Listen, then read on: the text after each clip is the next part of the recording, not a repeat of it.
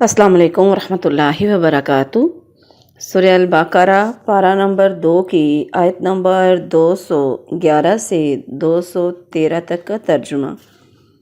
اعوذ باللہ من الشیطان الرجیم، بسم اللہ الرحمن الرحیم۔ سل بنی اسرائیل، سل پوچھ، سوال کر بنی اسرائیل سے، کم کتنی آتیناہم ہم نے ان کو دی، من آیتن آیتوں میں سے، بینہ واضح نشانیاں آیتیں، ومن یبدل اور جو کہ یبدل بدل ڈالے، نعمت اللہ اللہ کی نعمت کو،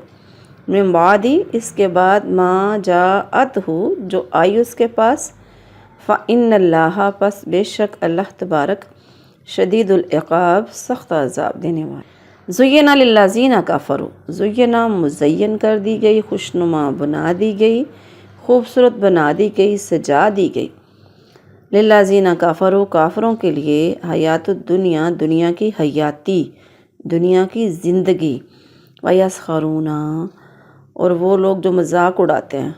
ویسخرون اور جو مذاق اڑاتے ہیں، من الذین ان لوگوں میں سے، آمنوا جو ایمان والے ہیں، ایمان والوں کا مذاق اڑاتے ہیں، والذین اتقوا اور وہ لوگ جو ڈر گئے، فوقہم اوپر ہوں گے ان کے، مذاق اڑانے والوں کے اوپر ہوں گے، یوم القیامہ قیامت کے دن، واللہ یرزق اور اللہ تبارک رزق دیتا ہے، من یشاء جس کو چاہے، بغیر حساب کے،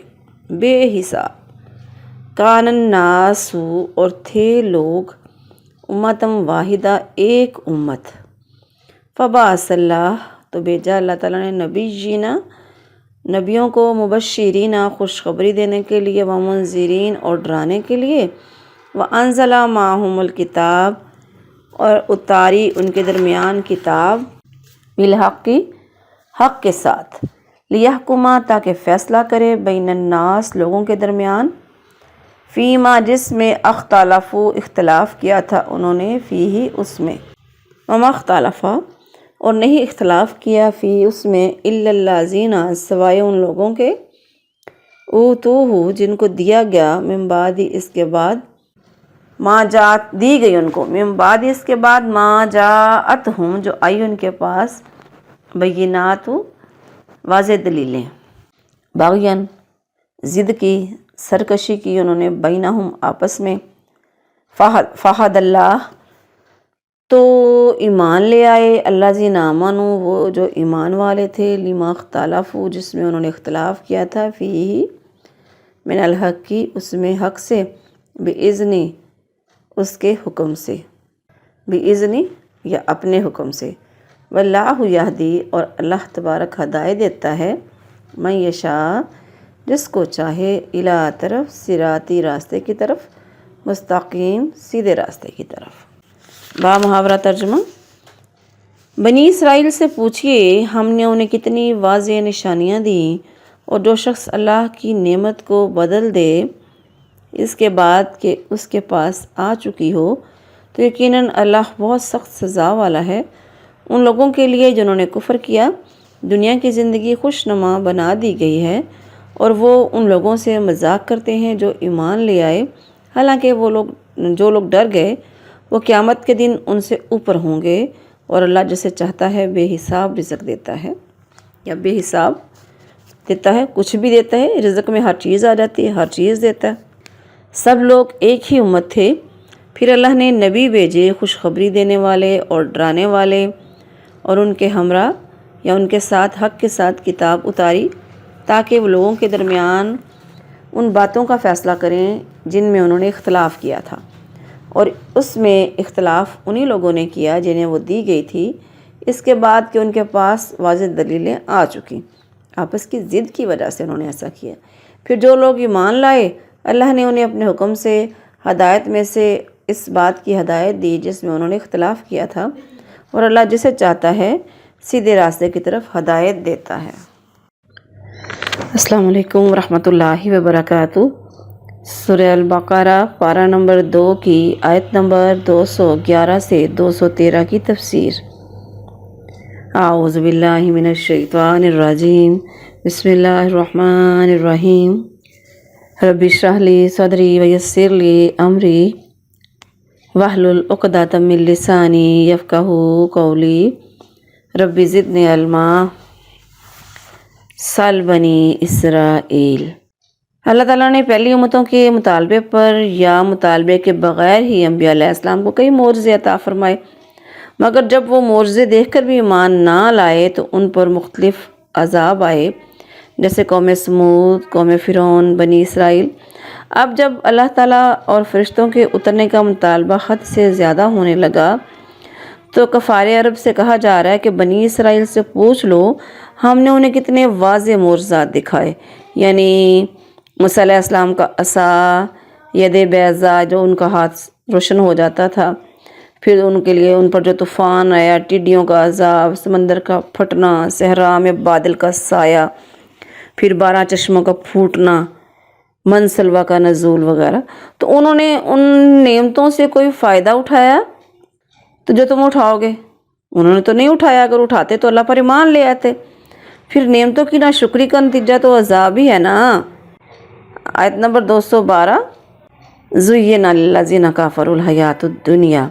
یعنی کافروں کے ایمان نہ لانے کی وجہ کیا ہے کہ ان کی نگاہ میں دنیا بہت خوبصورت ہے، دنیا بڑی مزین ہے۔ مومن جو آخرت کی نعمتوں کے مقابلے میں دنیا کی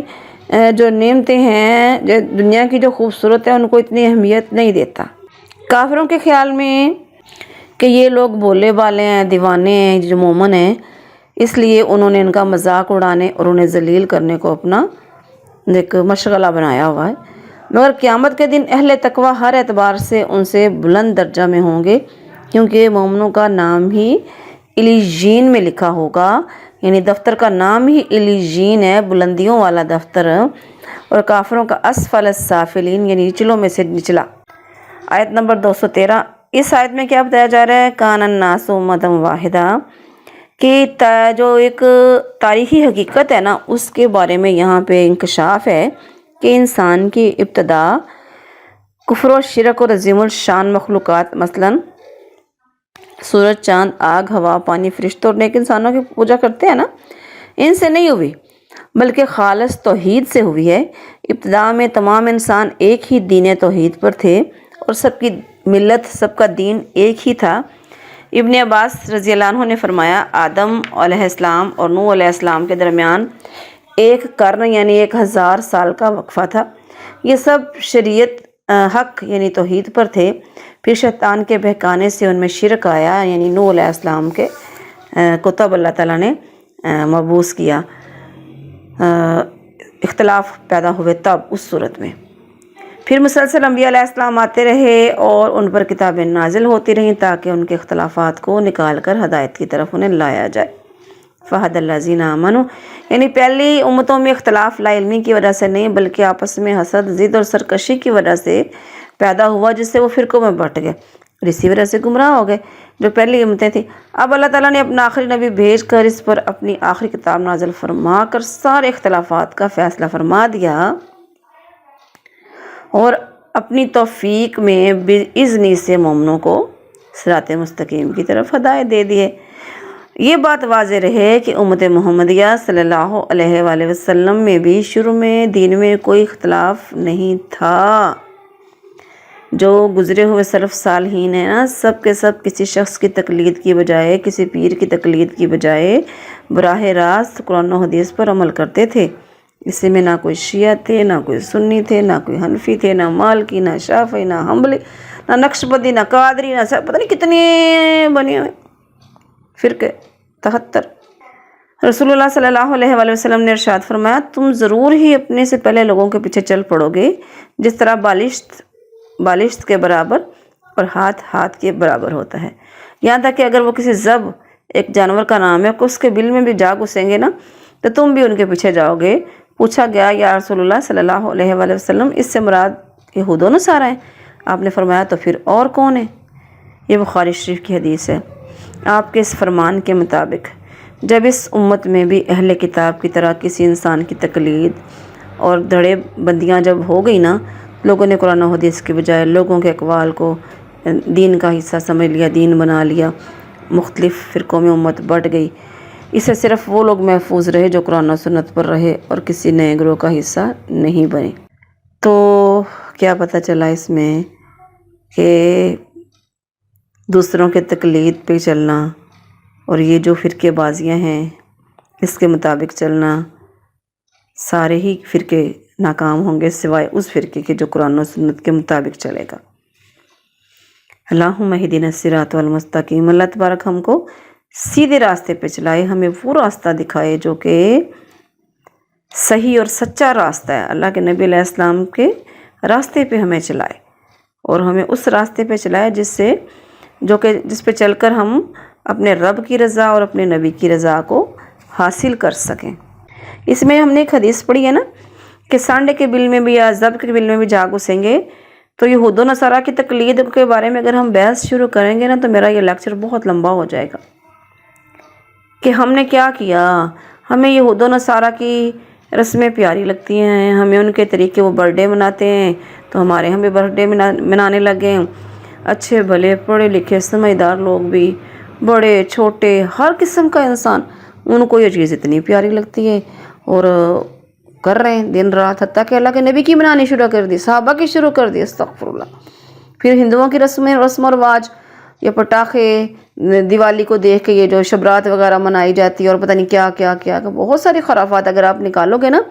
تو ان سے ملتی جلتی ہیں۔ ہنود اور یہود ایک ہی قسم کے ہیں، یہ ان کی ایک ہی تھالی کے چٹے بٹے ہیں، ہندو اور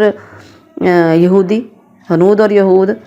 تو ان کی رسمیں بھی ملتی جلتی ہیں، گائے کی پوجا کرتے ہیں، یہ بھی گائے کی پوجا کرتے ہیں، یہودی بھی کرتے ہیں۔